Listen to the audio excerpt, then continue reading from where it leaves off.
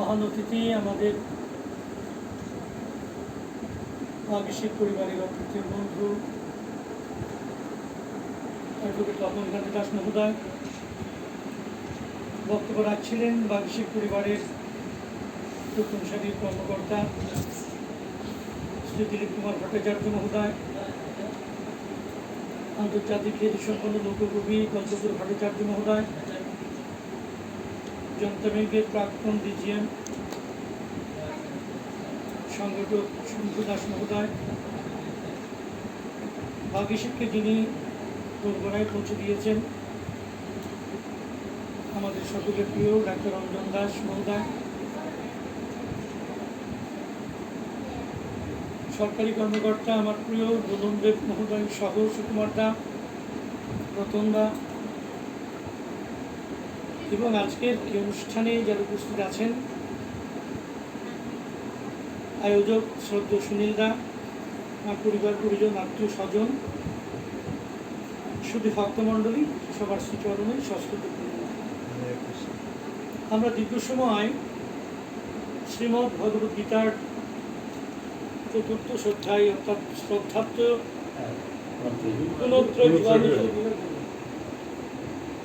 এরপর আলোচনা শুনছিলাম। আপনারা জানেন যে এখন ঘড়ির কাঁটা প্রায় 10:30, আমাদের ফিরে যেতে হবে। দারুণ একটি সময় আমরা অতিক্রম করছি, কিন্তু আমরা অনেক সময় সময়ের সাথে তাল মিলিয়ে চলতে পারি না। আপনারা জানেন যে গতকাল থেকে আমাদের সনাতন ধর্মের যারা বিশ্বাসী তাদের জন্য একটি মোক্ষম সময়, যাকে আমরা বলছি অম্বুবাচী। আমরা প্রতিদিন বিভিন্ন অনুষ্ঠানের আয়োজন করি, বিভিন্ন যাগযজ্ঞের আমরা ব্যবস্থা করি, কিন্তু তার পেছনের যে ঋষিদের পরিকল্পনা সেগুলো আমরা অনেক সময় জানি না, বলতে পারি না, বোঝাতে পারি না, আচরণ করে ফুটিয়ে তুলতে পারি না। অম্বুবাচী সম্পর্কে একটু পরে বলবো, তার আগে বলে নেই যে গুণত্রী বিভাগ তখন যে কথাগুলো হচ্ছিল আমি শুনছিলাম। সামারিটা হলেই যে একটা হারিকেনের ভেতরের যে লাইটটা সেটা হলো সত্যগুণের প্রতীক। যে লাইটটা পুরো জগৎকে আলোকিত করছে। শ্রদ্ধ সঞ্চালক মহোদয়,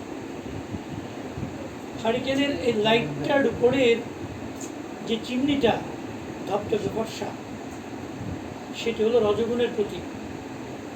যখন এই হারিকেনটা বেশ কিছুক্ষণ আমরা জ্বালিয়ে নেই, সেই চিমনির বাইরে কালো একটি আস্তরণ পড়ে, যাকে আমরা বলি মরচে কিংবা গণ, সেটি হলো তমগুণের প্রতীক। দেখুন, একই অঙ্গে তিনটি রূপ। হারিকেনের ভেতরের যে আলোটা, এতক্ষণ যে কথাগুলো হচ্ছিল সেটা হলো সত্যগুণের যে লাইটের ফকফকা আলোয় আমরা আলোকিত হই, জগৎ আলোকিত হয়। আমরা প্রার্থনা করি তমসৌমা জ্যোতির্গম। এই সার্বজনীন এই প্রার্থনাগুলোর পেছনে যে উদারতা সনাতন ধর্মের ঋষিরা লুকিয়ে রেখেছেন, আমরা ভুলে যাই যে অসত্য থেকে সত্যে নিয়ে যাও, অন্ধকার থেকে আলোতে নিয়ে যাও। এই সত্যগুণের যে প্রতীকী সেটা হলো ভেতরের লাইটটা, আলোটা। চিমনিটা হলো রজগুণের, যখন একটু কালচে হলো, অন্ধকার হলো, সেটা হলো তমগুণ। তমগুণ পেরিয়ে রজগুণ, এবং এই রজগুণ পেরোলে পরেই আমরা সত্যগুণটাকে লাভ করতে পারি। এই অধ্যায়ের মূল প্রতিপাদ্য দেখি যে তমগুণটাকে পেরিয়ে তার উপরে যেটি স্তর সেটি হলো রজগুণ, এবং রজগুণটি গুরু কৃপায়, ভগবত কৃপায় যদি আমরা অতিক্রম করতে পারি, সত্যগুণের সাত আলোটা আমরা লাভ করতে পারি। সত্যগুণের উপরে যেতে পারলে, ত্রিগুণাতীত হতে পারলেই পরম ব্রহ্মের কৃপা লাভ করতে পারি, তার সান্নিধ্য লাভ করতে পারি, তার সাযুজ্য লাভ করতে পারি, এবং তখনই মানব জীবনে আসে সার্থকতা। আমাদের দেহ রাজ্যে কিন্তু এই ত্রিগুণ আছে। নাভি মণ্ডল থেকে নিচে, মন থেকে শুরু হবে সবকিছু। আমাদের দেহটাকে নিয়ন্ত্রণ করছে মন। মন যখন নাভিমণ্ডলের নিচে চলে যায়, তখন সেটি তমগুণে গুণান্বিত হয়ে যায়। মন তখন আর মন থাকে না, মন তখন তমগুণে আচ্ছন্ন হয়ে যায়। নাভিমণ্ডল থেকে কণ্ঠ পর্যন্ত এই স্থানটি রজগুণে। মন যখন নাভিমণ্ডল থেকে একটু উপরে উঠলো, কণ্ঠের নিচে পর্যন্ত আসলো, তখন সেটি হয়ে যায় রজগুণে গুণান্বিত মনটা। কণ্ঠ থেকে খুব ছোট্ট একটা অংশ দেখবেন যেখানে মায়েরা সিঁদুর দেন, আমরা চন্দন তিলক দিই, এই জায়গাটি হেডকোয়ার্টার, কণ্ঠ থেকে এক বিগত হবে না। হ্যাঁ, এই জায়গাটি কিন্তু কম অংশ জুড়ে আছে, এই জায়গাটুকু কিন্তু সত্যগুণের। দেখুন তমগুণটা বেশি, রজগুণটা একটু কম, উচ্চতায়, দূরত্বে, সীমানায়। ভাবুন তো একটু মনে মনে, যারা সুরধনী গীতা পড়েছেন পঞ্চানন্দমে দেখবেন আরো চমৎকার ব্যাখ্যা সেখানে, যে নাভি থেকে চরণ পর্যন্ত বিশাল একটা অংশ তমগুণের আধিক্যতা বেশি পৃথিবীতে। নাভি থেকে কণ্ঠ একটু অংশটা ছোট হয়ে গেল রজগুণ, আর কণ্ঠ থেকে চোখের ভ্রু যেখানে মিশে গেছে আজ্ঞা চক্রে, সেই জায়গাটি হলো সত্যগুণের। এই মন যখন নাভিমণ্ডল নিচে যাবে তখন অবশ্যই তমগুণে গুণান্বিত হবে, নাভির উপরে গেলে রজগুণে গুণান্বিত হবে, এবং কণ্ঠ থেকে উপরে গেলেই সত্যগুণে গুণান্বিত হবে। এই অধ্যায়ের মূল প্রতিপাদ্য এটি। সময় থাকলে আর ব্যাখ্যা করতাম, দাদারা বলেছেন। আজকের যে গতকাল থেকে আমরা গেলাম কামাখ্যা মন্দিরে আমন্ত্রণে, সেই শাস্ত্রমে। গতকাল আপনারা জানেন কামাখ্যা মন্দিরে পুজো শেষ করে দরজা বন্ধ করে রাখা হয়েছে, আগামী পরশু খুলবে। 3 দিন আমাদের বিজ্ঞানের সাথে ধর্ম এই জায়গায় রিলেটেড। আমরা যদি মনে করি যে সনাতন ধর্মটা বিজ্ঞানকে বাইরে রেখে ঋষিরা তাদের হুজুগে কিছু গবেষণাধর্মী কথা বলেছেন, আবৃত্তি করেছেন মন্ত্র, সেরকম না। এই যে প্রতিটি সনাতন ধর্মের কৃষ্টি ঐতিহ্যের সাথে বিজ্ঞানকে মিশিয়ে নিয়েছেন আমাদের সনাতন ধর্মের বিজ্ঞানীরা, ঋষিরা। এই যে গতকাল থেকে অম্বুবাচী নিবৃত্তি শুরু হলো, প্রবৃত্তি গতকাল থেকে প্রবৃত্তি শুরু হলো, আগামীকাল 7টা 16 পরে গিয়ে দেখবেন অম্বুবাচী নিবৃত্তি মানে শেষ। অর্থাৎ এই 3 দিন মা কামাখ্যা দরজা বন্ধ থাকবে, বাইরে থেকে পুজো হবে। আমরা যেমন মায়েরা আছেন, ক্ষমা করবে, মায়েরা যেমন প্রতি মাসে অসুস্থ হয় 3 দিন, আমাদের এই মেদিনী বসুমতী যার উপর আমরা দাঁড়িয়ে আছি, এত অত্যাচার, এত নিপীড়ন, নির্যাতন যার উপর করি, তিনি হলেন মা বসুমতী। ওই মায়ের সাথে বসুমতীর সম্পর্ক দেখুন। হ্যাঁ, এই গ্রীষ্মকাল চলে গেল, বৈশাখ মাস, জ্যৈষ্ঠ মাস, কাঠফাটা রোদ, প্রচণ্ড দাবদাহ, 32 ডিগ্রি উপরে টেম্পারেচার ছিল বিভিন্ন জায়গায়, আমরা ব্যবসা করবে কষ্ট পেয়েছি।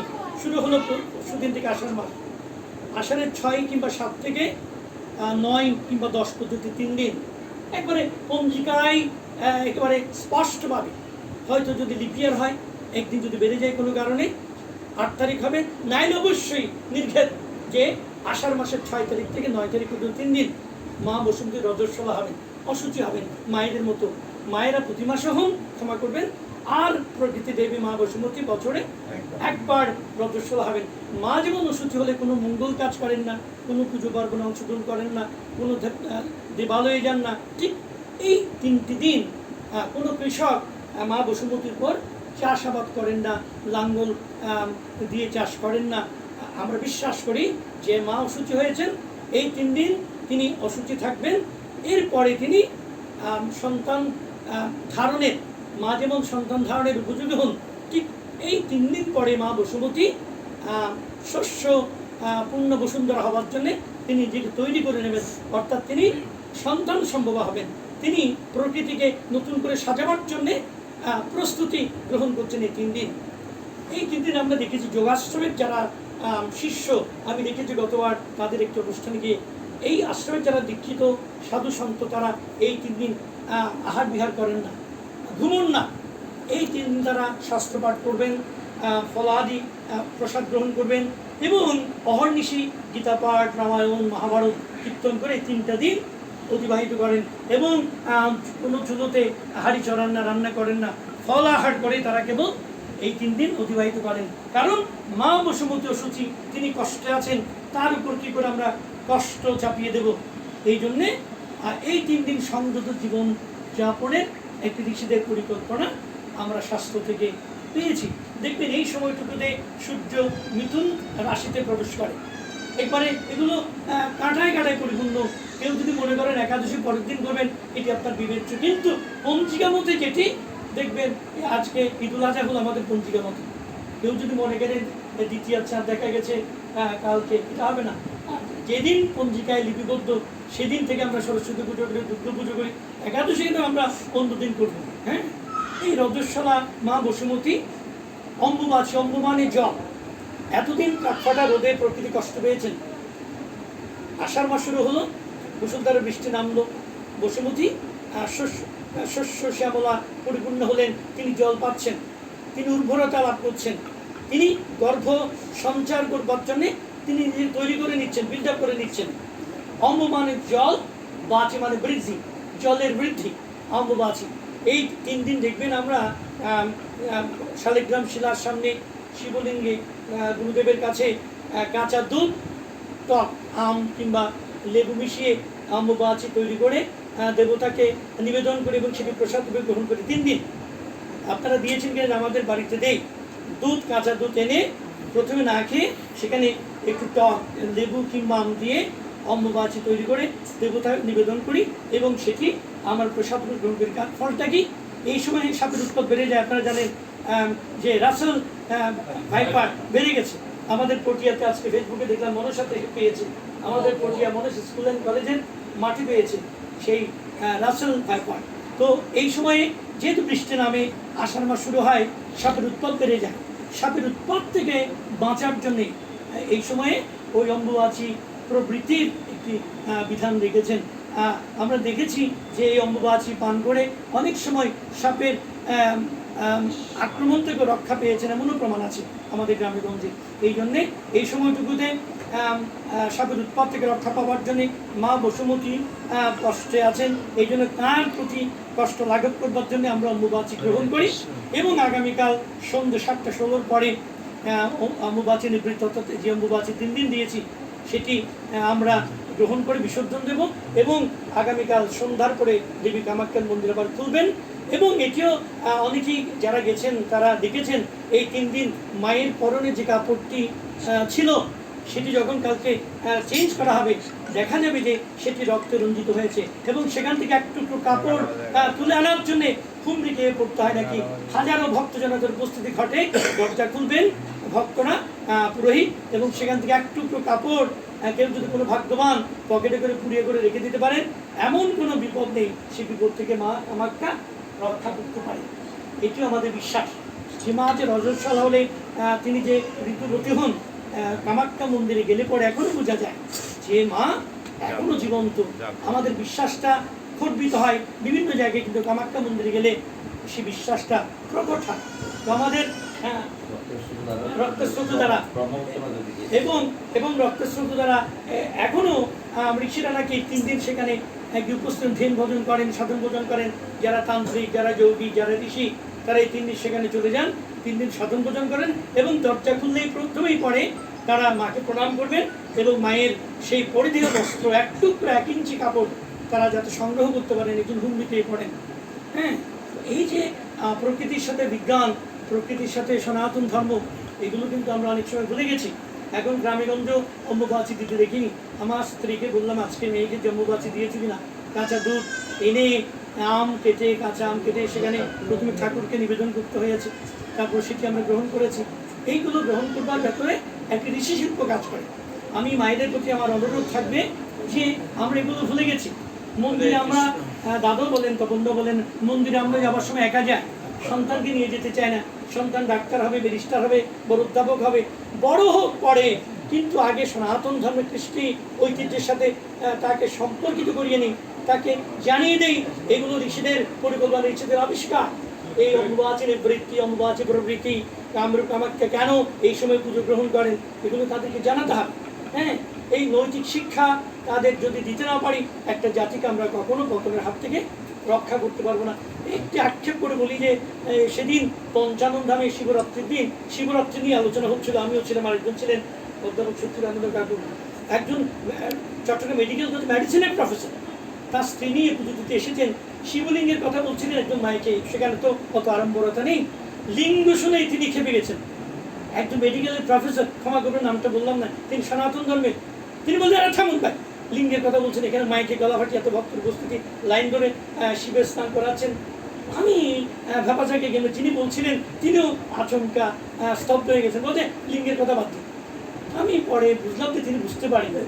আমি কাছে গেলাম, জিজ্ঞেস করলাম যে দাদা আপনি, আমি জানি না আপনি মেডিকেলের প্রফেসর, মেডিকেলে তো আপনি লেসন দেন, এখানে একটা লেসন দেওয়ার জন্য আমাদের আজকে আমন্ত্রণ জানিয়েছেন, একজন বলছেন, তারপর আমি বলবো আগে শিবলিঙ্গ কি জানুন, না জেনে আপনি গলা ফাটিয়ে চিৎকার করে অন্য ভক্তদের ভক্তির লেজটাকে হারিয়ে দিচ্ছেন, দুলঞ্চিত করে দিচ্ছেন। এই অধিকার তো আপনাকে মেডিকেল কলেজে পড়বার অধিকার আছে, এখানে পড়াবার অধিকার আপনাকে দেয়নি ঋষিরা। ঋষিদের উপর কটাক্ষ করবার অধিকার আমাকে আপনাকে দেয়নি। জানুন, তারপর তাকে 22 টাকা দামের পঞ্চানন দামের জ্যোতিষ বাবা লিখিত শিবলিঙ্গ রহস্য বই, আমি বললাম যে 22 টাকা দামের বইটা নিয়ে, ছোট বই, অত বেশি দামি না, একটু পড়বেন শিবলিঙ্গ কি। তারপর আমি আলোচনা করলাম, বললাম যে তার স্ত্রী কিন্তু লেগে গেছেন, বলে যে তুমি না বুঝে শুধু লাফাচ্ছ। দেখুন, একজন মেডিকেল কলেজে মেডিসিনের প্রফেসর, তিনি মেডিসিনের উপর বিশেষজ্ঞ, কিন্তু শিবলিঙ্গ নিয়ে তিনি জানেন না, যেহেতু তার সন্তান কী করে জানবে। এই যে আমরা কেন শিবলিঙ্গের পুজো করি, কেন ন্যাংটা মায়ের পুজো করি, এইগুলো আমাদের জানাতে হবে, আমার প্রজন্মকে জানাতে হবে, তবে একটা জাতি রক্ষা পাবে। এই যে আমাদের আজকে চতুর্দশ অধ্যায় পাঠ হলো, এখান থেকে কিন্তু একটি লাইন, একটি কথা যদি আমরা ওই মোবাইলের মেমোরি কার্ডের মতো নিয়ে যেতে পারি, তবে আজকের এই আশাটা সার্থক। নাইলে এত রাত পর্যন্ত কেবল তো প্রসাদের জন্য আমরা এসেছি। আমরা তো, আমি শব্দ দিলীপ দা, শব্দ কল্পতরু ভট্টাচার্য মহোদয়, প্রোগ্রাম ছিল, কিন্তু আজকে দেখেছেন আমি খুব ক্লান্ত। কালকে বাসায় ফিরছি 3:30টায়, স্কুল রবীন্দ্র একটি প্রোগ্রাম শেষ করি 3:30টায়। সারাদিন কলেজের প্রশ্ন নিয়ে ব্যস্ত ছিলাম, সেভ করতে পারি না। কাল থেকে পরীক্ষায় কলেজের, এই তবুও সুনীলদাকে কথা দিয়েছি, শব্দ দিলীপটা ফোন করেছেন, আমি ছুটে এসেছি নারীর টানে। এখানে যে এসে করে গলা ফাটিয়ে 1 ঘন্টা বলতে তা না, এখান থেকে একটি লাইন আমি শিখে নিতে পারি। এই যে এতক্ষণ বিদগ্ধ পণ্ডিতবর্গ আলোচনা করেছেন, আমি তন্ময় হয়ে শুনেছিলাম, অনেকেই কথা বলছিলেন, আমি শুনেছিলাম দিলীপদা কী বলেছেন, আমাদের শম্ভুদা কী বলছেন, সুকুমারদা কী বলেছেন, রঞ্জনদা কী বলছেন, আমাদের ওই দোলনদা কী বলছেন, শব্দতপনদা, কল্পতরু কী বলছেন, আমি সব কথা এখন বলতে পারবো। কাজেই আমি মায়েদের প্রতি অনুরোধ করবো যে আপনার সন্তানকে এই গীতা স্কুলে পাঠাবেন, শুধু তা নয়, নৈতিক শিক্ষা একটু শিক্ষিত করিয়ে নেবেন। আপনি যখন সময় পাবেন এরকম কথাগুলো একটু তাকে জানাবেন, বোঝাবেন। এই পাশে বসিয়ে টিভি দেখার ছলে, গল্প করার ছলে, আজকে কেন 3 দিন মা অসুচি, কেন অম্বুবাচী, কেন কামাখ্যা মন্দির দরজা বন্ধ, কেন আজকে আমরা গীতার সঙ্গে মিলিত হয়েছি। ওই যে বললেন আমরা বৃন্দাবন এসেছি, আমরা নববৃন্দাবন এসেছি, আমাদের বৃন্দাবনে যাবার, গয়াতে কাশিতে গিয়ে পিণ্ড দেওয়ার কোনো দরকার নেই। এখানে এসে সৎসঙ্গ করলে লবমাত্র সাধুসঙ্গ সর্বসিদ্ধ হয়। একটি লাইন, লব মানে লব মানে নেয়া নয়, লব মানে খুব খেয়াল করে, চোখের পলক করার যে সময় তার চেয়ে আরও কম সময়। লব মানে এই চোখের পলক করার যে একেবারে ক্ষণিক সময়টুকু, এই সময়ের চাইতো আরও কম সময় যদি ভক্তি করে সাধুসঙ্গ করতে পারি, সৎসঙ্গ করতে পারি, গীতা ওই সঙ্গের ফল, ওই গঙ্গা স্নানের ফল, কাশি থেকে পিণ্ড দেওয়ার ফল নগদ প্রাপ্তি, সাধু সঙ্গের ফল নগদ প্রাপ্তি। এই জন্য শাস্ত্র বলেছেন সাধু সঙ্গতে হই গঙ্গাকে ধারা, গঙ্গা ধারায় স্নান করলে যে পুণ্য, সৎসঙ্গ করলে, ওই গীতা পাঠে আসলে, গীতার সঙ্গে আসলে, ধর্মকথা শুনলে, এটি হলো নগদ প্রাপ্তি। আজকে আমরা নগদ প্রাপ্তির আশায় এখানে ছুটে এসেছি। তো আজকে আমাদের উচিত হবে যে আমরা একেবারে বলতে পারবো যে সত্যগুণে গুণান্বিত হও, আমি গলা ফাটিয়ে আমি বলবো না, আমি নিজে পারবো না, আমরা চেষ্টা করব, সাধনা করব। শ্রী অরবিন্দ বলতেন যে পিলগ্রিম অফ দ্য লাইফ, আস্তে আস্তে এগিয়ে যাও, তমগুণটা পেরিয়ে সত্যগুণে যাবার জন্য তুমি সাধনা করো, আর রজগুণ এগুলো পরে তুমি সত্যগুণে উন্নীত হওয়ার জন্য তোমার মনটাকে গুরুমুখী করো, গীতামুখী করো, শাস্ত্রমুখী করো। যতই আমার মনটাকে গুরুমুখী করতে পারবো, শাস্ত্রমুখী করতে পারবো, আস্তে আস্তে মনটা ডেভেলপ হবে। আমাদের যে জলটা আমরা পান করতে হবে ফিল্টার করি, সিদ্ধ করে নেই, ফিল্টার করে নিয়ে শুনলেন না, আমার মনটা ফিল্টার করতে হবে আস্তে আস্তে। এই ফিল্টারটা হলো গুরু দেবের কাছে যাওয়া, গুরু সঙ্গ করা, গীতা সঙ্গ করা, গীতা পাঠ করা, সাধু সঙ্গ করা, এগুলো করতে করতে আস্তে আস্তে মনটা কী হবে, ফিল্টার হবে। মন যখন ফিল্টার হবে, মনের ময়লা যখন কেটে যাবে, তখন ত্রিগুণাতীত আমরা হতে পারবো। অনায়াসে আমরা বলতে পারবো ত্রিগুণাতীত। এই ত্রিগুণাতীত হওয়ার জন্যে আজকের এই অধ্যায়ের উপর আলোচনা। আপনারা আজকে সমবেত হয়েছেন, সুনীলদার আমন্ত্রণ প্রতিবারের মতো তিনি জানিয়েছেন। তাঁর পরিবার পরিজনের মঙ্গলময় জীবন প্রার্থনা করব। আজকে যারা সমবেত হয়েছেন সকলের ইষ্টোজ্জ্বল জীবন প্রার্থনা করব, এবং আমাকে আশীর্বাদ করবেন যাতে যতদিন বেঁচে থাকি সনাতন ধর্মের সেবা করতে পারে, মানুষের সেবা করতে পারে, এবং যাতে নিজেকে বড় না করে ওই সনাতন ধর্মকে বড় করতে পারে, এই মঙ্গল প্রার্থনা জানিয়ে আপনাদের সকলের শ্রীচরণে প্রণাম জানিয়ে চলুন আমরা ফিরে যাই সেই অতীতে, যেখান থেকে আমাদের নারীর টানে ঋষিরা আমাদের নিয়ে এসেছেন। আমাদের ধমনীতে, আমাদের শিরায় উপশিরায় যে ঋষিদের রক্ত, যাদের পরিচয় আমরা ভুলে গেছি, সেই ঋষি পরম্পরা, তাদের আদর্শের সাথে আমরা যুক্ত হই। আমরা নৈতিক শিক্ষায় শিক্ষিত হই, আমরা শুদ্ধ মনের মানুষটি হই, আমরা আলোকিত হই, আমরা পবিত্র হই। এই মঙ্গল প্রার্থনা জানিয়ে আমি আমার কথা এখানে শেষ করছি। সবাই